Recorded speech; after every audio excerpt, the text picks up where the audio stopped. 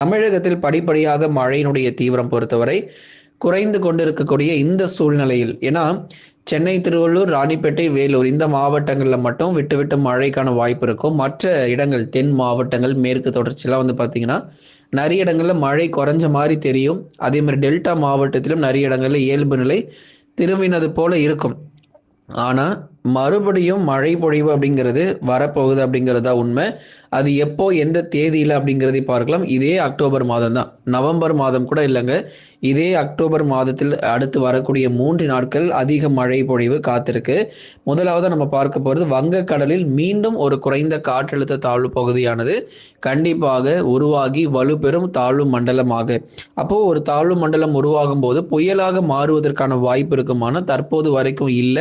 புயலாக மாற வாய்ப்பு இருந்தால் உங்களுக்கு அறிவிக்கிறோம். ஏன்னா, இந்த தாழ்வு பகுதி பொறுத்தவரைக்கும் தாழ்வு மண்டலமாக வலுப்பெறுவதற்கான வாய்ப்பு இருக்கு. 70